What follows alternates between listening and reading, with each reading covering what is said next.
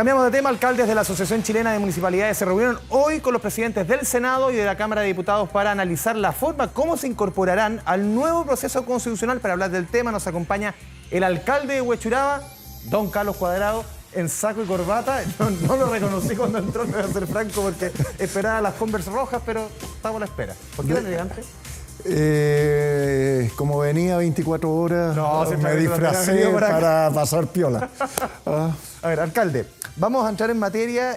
¿Cómo fue la reunión hoy día con los presidentes de la Cámara? Recordemos, y lo hemos conversado infinidad de veces en los últimos 3 años, el rol de ustedes, los alcaldes, después del estallido, previo al plebiscito de entrada, fue fundamental. Ustedes pusieron como la idea central de esto, que teníamos que tener una consulta ciudadana, de la forma como se diera, para ver cómo nos poníamos de acuerdo con las reglas que teníamos que volver a definir, ¿no?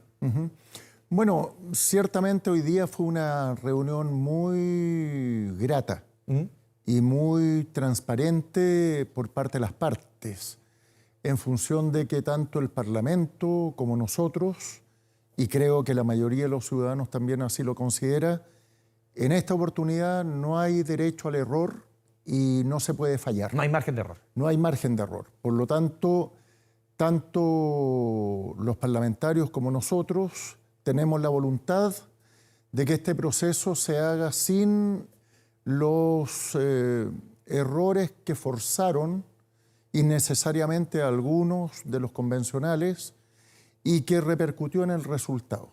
En ese sentido hicimos ver que para el Acuerdo por la Paz, pese a que nosotros fuimos protagonistas del origen, no fuimos convocados a esa firma para al menos observar el resultado del trabajo realizado. ¿No quieren que se repita esta vez? Entonces no queremos que se repitan dos cosas. Una, que la convención electa por el pueblo entre a una oficina, cierre las puertas y se olvida el pueblo.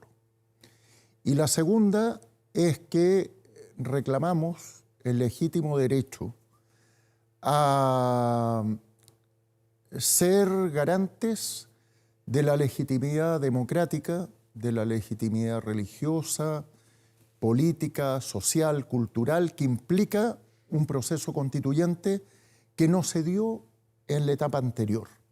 Y por lo tanto, para que eso resulte, se necesita conversar con anterioridad a que se inicie el proceso, para que los municipios sean considerados en el diseño inicial, de tal forma que la Contraloría no pueda objetar el rol pedagógico que nosotros debamos cumplir, para que no se dé también la falta de información que surgió en la primera etapa. Por lo tanto, yo creo que lo planteado por la presidenta Leitao, por otros colegas, es muy representativo del sentir ciudadano, del sentir nuestro, del sentir del Parlamento, del sentir del gobierno, y por lo tanto estamos esperando el rol que vamos a jugar en esta oportunidad. Usted hacía el gesto, que por lo menos que no se cierren las puertas respecto a la ciudadanía. ¿Usted siente que el anterior proceso, más allá del origen, porque el origen o sea, se votó un 80-20 en la forma, cómo se eligieron, o sea, de eso no hay ninguna duda, el origen democrático, se ha conversado muchas veces, pero cómo se dio la conversación, pese a las intenciones de muchos constituyentes, terminó siendo una discusión, uno lo puede ver también por los resultados, alejada quizás de muchos de los intereses de la ciudadanía, más bien hermética a escuchar el sentir ciudadano, que puede cambiar respecto a lo que fue un origen, lo del estallido, a lo que quizás pasó 2 años después.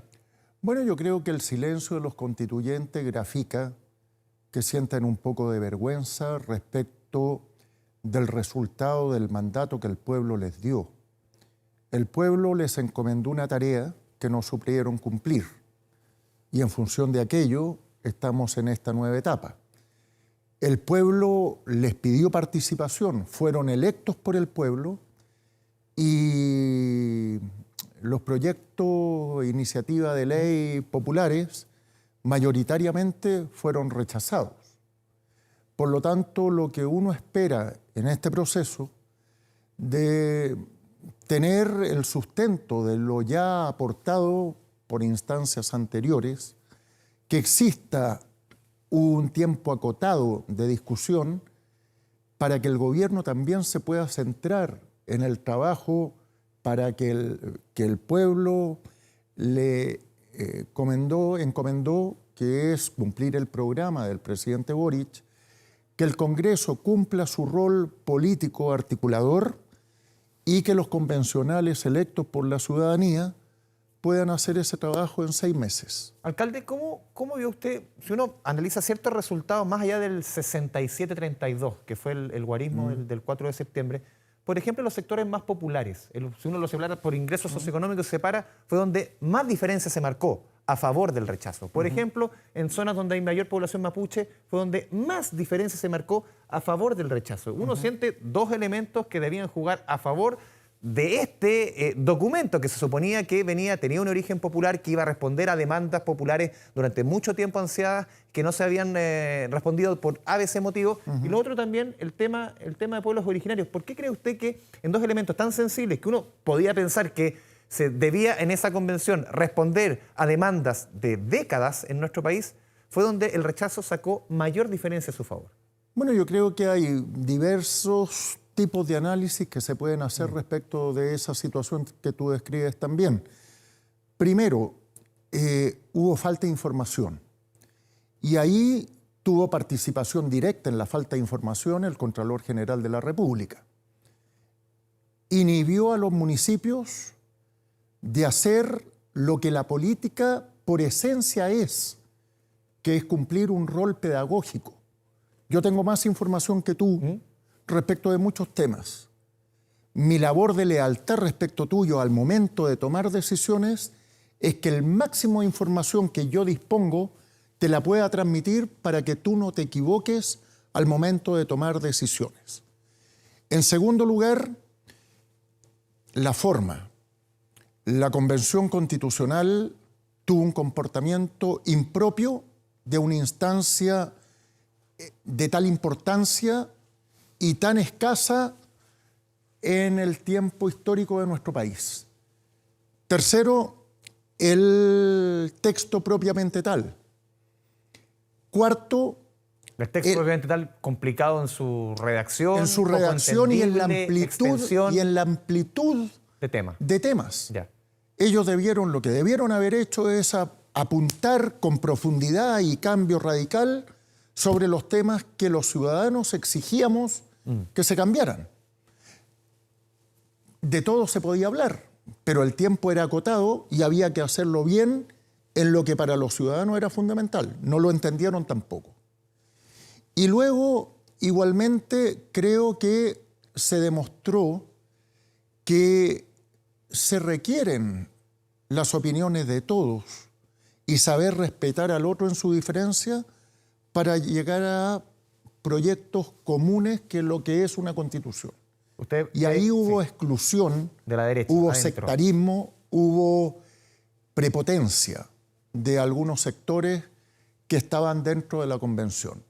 Y eso es lo que conversamos hoy, que no puede volver a repetirse por cuanto no estamos en condiciones de fracasar nuevamente. ¿Cómo se han dado hasta el momento las conversaciones, las posturas? Este viernes se supone que debiésemos ya tener un documento de parte de Apruebo Dignidad, de Socialismo Democrático, de cuáles son este concepto hoy día que está súper utilizado, los bordes. Siempre en ciertos procesos hay ciertos conceptos que se vuelven casi un cliché. Estos famosos bordes, ancho, angosto, algunos quieren bordes lo más flaquito posible. El mínimo común. Claro, el mínimo común. Cada etapa sí tiene como un concepto, pero esta es como la etapa de los bordes. ¿Cómo ha visto usted la propuesta de la centroderecha, que ha sido bien criticada, pero también hasta el momento no conocemos la propuesta del sector que usted por lo menos forma parte, Socialismo Democrático, también de Apruebo Dignidad? ¿Cómo ve usted estas semanas que llevamos de negociaciones? ¿Qué diría floja? Yo no voy a entrar específicamente en ese tema. Yo creo que es más importante lo que tú señalas respecto a los bordes. Los bordes se tienen que establecer porque nuevamente no vamos a partir discutiendo de todo inicialmente. Hay cosas que luego se pueden reformar en el Congreso porque son leyes y por lo tanto eso adaptará a la realidad nacional lo que uno aspira. Pero los bordes deben considerar que los bordes no limitan la discusión ideológica de los temas importantes. porque la gente piensa que los bordes son como restricciones de temas. Al contrario, es rayar la cancha, saber cuál es la cancha en la que vamos a jugar, saber las reglas, pero sabiendo las reglas jugamos el partido abiertamente. Y eso creo que también en la conversación de hoy quedó con mucha claridad expresado tanto por el presidente de la Cámara como por el presidente del Senado y como la presidenta de la Asociación Chilena de Municipalidades. A razón del texto que votamos el 4 de septiembre y recogiendo un poco las palabras que usted dijo antes, ¿usted siente que en ese texto no había mucho borde?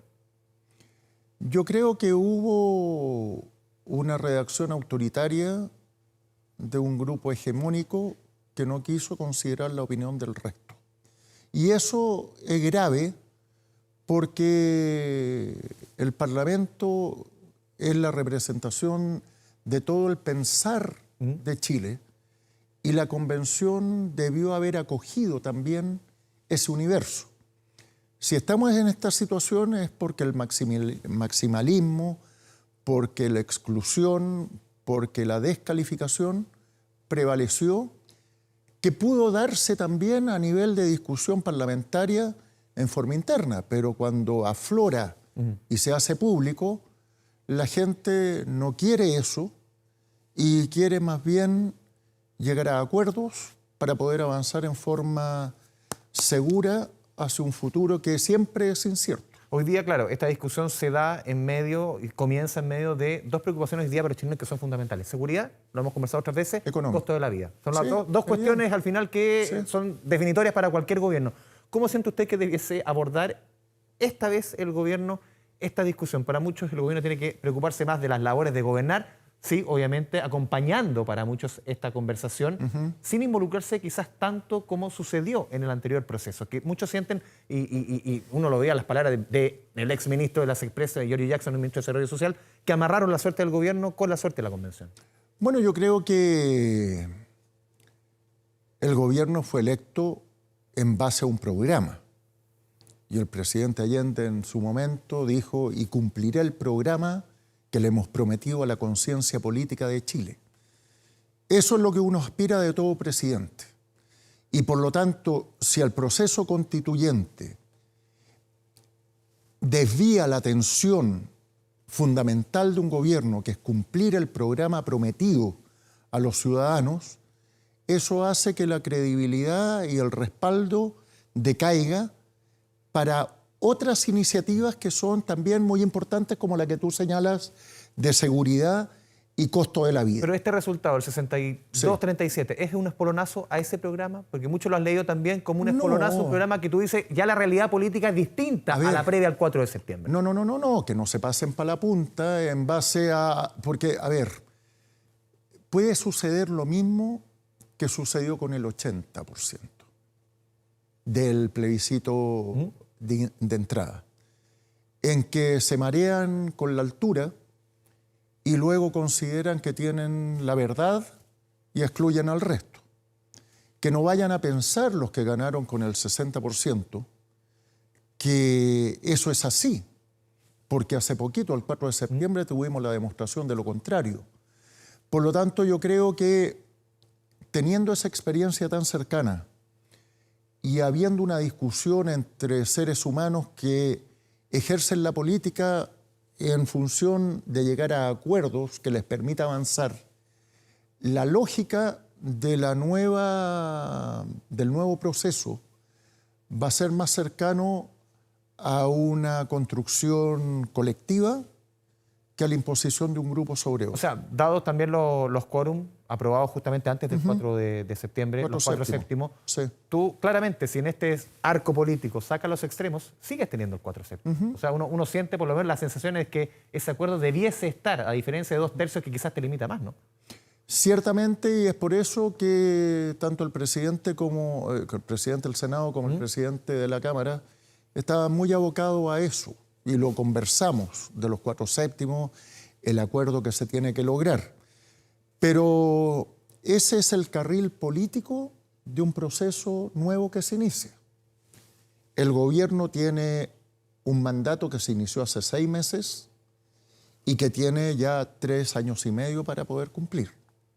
Por lo tanto, también que haya esa separación, que el ministro Jackson había atado indisolublemente el éxito con el proyecto de gobierno.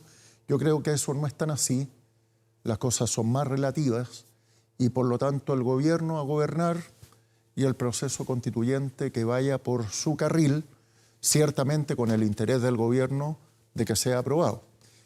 Y en ese sentido yo creo que los municipios podemos colaborar mucho. La labor primigenia de la política es la educación. Y lo que hizo el Contralor al negar la frase histórica del presidente Pedro Aguirre Cerda de que gobernar es educar, no puede repetirse. Y en ese sentido también solicitamos a los presidentes que en el marco del acuerdo se establezca el protagonismo, la participación válida de los municipios para hacer llegar la información necesaria a los ciudadanos. ¿Cómo se evita que se pase al proselitismo ahí, alcalde? Porque muchos quizás el miedo es que se pase, ¿cómo se fiscaliza? Al final son 340 y algo comunas, que no se pase al proselitismo, a defender una causa en vez de otra. Porque puede también ocurrir eso fácilmente. Ciertamente, pero es más complejo no saber cuáles son los límites. Porque cuando los límites son establecidos, uno sabe a lo que se arriesga. Y por lo tanto va a ser más difícil que lo transgredan. Y por eso creo que sería muy oportuno, y eso lo hemos discutido, mantener una reunión con el Contralor para efectos de que se nos señale hasta aquí no más pueden, nosotros decimos, pero esta es nuestra labor, y acordar, como se ha acordado antes en otros procesos. Recuerda que para el proceso constituyente venían abogados, hacían presentaciones y no hubo ningún problema.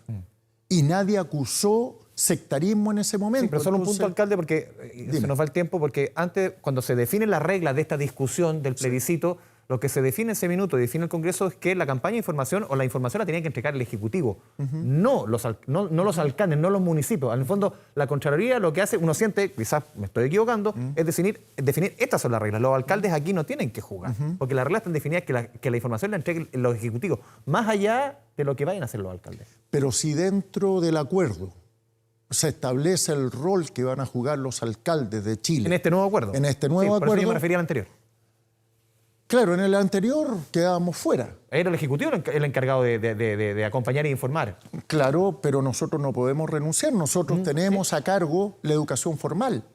No, por eso yo le pongo a la mesa. Entonces, el reglamento decía esto. En la medida que el reglamento diga esto otro, ya, nosotros vamos a tener la libertad de poder hacerlo. En ese sentido, yo creo que lo que viene es importante. Y por lo tanto yo confío que los astros se alinearán. Usted decía, no hay margen de error. No hay margen de error. Esta vez no podemos traicionar a Chile. Alcalde Cuadrado, como siempre, un gusto tenerlo aquí en Canal 24 Horas. Muchas gracias a ti. Nos vamos a la pausa.